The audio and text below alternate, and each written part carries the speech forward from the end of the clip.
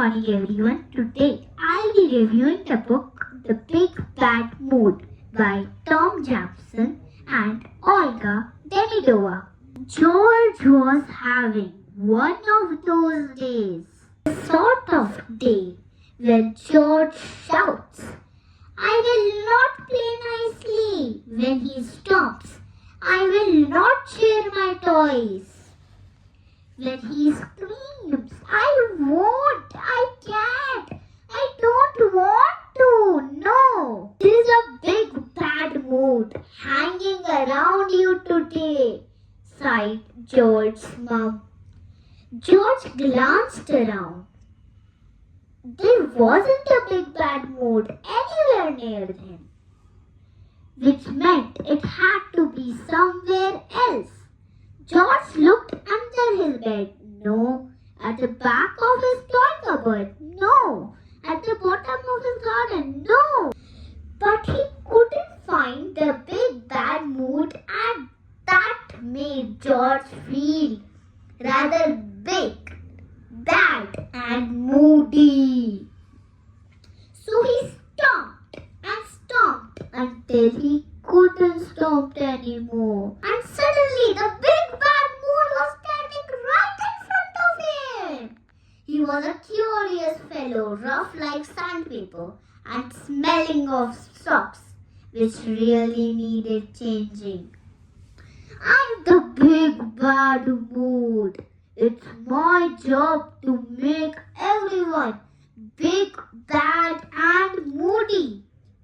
And you can help me." So the big bad mood grabbed George's arm and off they went to create mischief.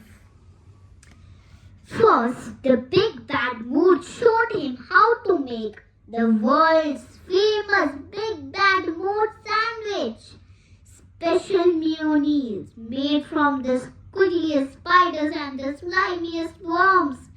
Pickles, cheese, olives, onions, mustard, ham, and lots of spiders and a sprinkle of caterpillar's leg. Then they dressed up Miss MC Tavish's 17 slobbery dogs in her very best clothes and hats, which put Miss MC Tavish in a big bad mood, and her dogs weren't happy either. After that, George and the big bad mood swapped all the park's benches with trampolines.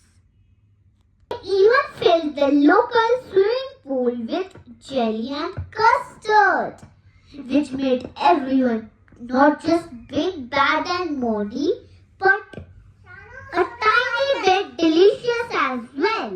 George and the big bad mood stomped and shouted, and they could stomp and shout no more. Well, maybe just a teensy bit more. "Brilliant!" yelled the big bad mood. "We should do this forever and ever." But George was starting to think that being big, bad and moody all the time wasn't fun. It was silly and noisy and very tiring, but worst of all, it was making his friends unhappy. Did he want to do this forever? "No thanks," squeaked George. "No thanks? Why not?" Because no one will play with me then," said George. "Where I come from, no one bothers with friends." "But having friends is brilliant," said George. "No, it's not."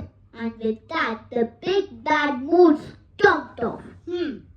George didn't follow him.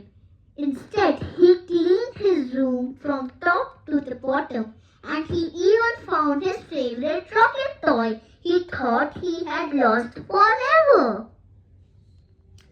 And he said, sorry, I'm sorry."